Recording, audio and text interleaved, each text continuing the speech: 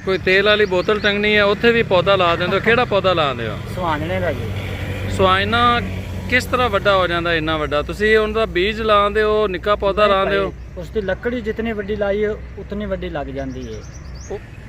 भाईजान आपका नाम क्या है? मोहम्मद अशरफ जी। मोहम्मद अशरफ भाई, घर कहाँ पे आपका? कच्चे काजी वाले में जी। अच्छा, ये आप 500 पौधे कहाँ पे लगाएंगे? भाई ये फसलों च लगावांगे नालियां छालियां ते तुसी ये लाओगे तो सही, इन्हां जानवरों तो किवें बचाओगे? फसल के अंदर भाई जानवर जाते ही नहीं है, फसल के अंदर ही लावांगे ना नालियां ते इन्हां नूं फिर पानी किवें देओगे? पानी भाई जो असं आदि फसल वास्ते लैके आवांगे नाल इन्हां नूं भी लग जा करे। ते तुसी शरी क्यों 500 लाना चाह रहे हो, बाकी और पौधा क्यों नहीं ला रहे? भाई ये सर्दी दे विच बकरियां भी इनू खा लैंदियां ने, ये भी फायदा है।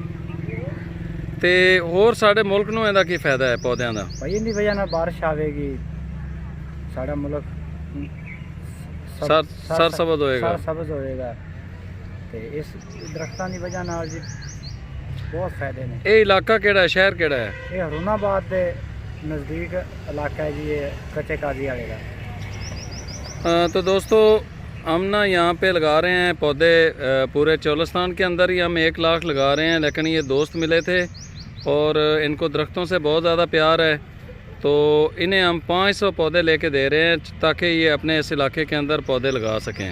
ये पहले अमली तौर पर बहुत ज़्यादा पौधे लगा रहे हैं। अच्छा, तुसी एक मैनू गल कही सी कि जिथे तुसी कोई तेल वाली बोतल टंगनी है उत्थे भी पौधा ला देंदे हो, किहड़ा पौधा लाते हो? सुहाने का जी। सुहाना किस तरह वड्डा हो जाता इन्ना वड्डा? तुसी उनका बीज लाते हो, निक्का पौधा लाते हो? उसकी लकड़ी जितनी बड़ी लाई है उतनी बड़ी लग जाती है।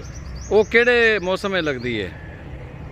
तकरीबन हर मौसम च लग जाता जी। सुहाने का ऐसा दरख्त है, मतलब उन्होंने पानी दे तो हर मौसम च जी। अच्छा, तो जनाब इन्हों की मैनू गल बड़ी पसंद आई, लिहाजा इन्हों असी 500 पौधा शरी का जोड़ा है वो गिफ्ट किया है ताकि इस शहर के अंदर गिरदोनवा के अंदर ये पौधे लगन और साडा मुल्क सरसब्ज और शादाब हो जाए।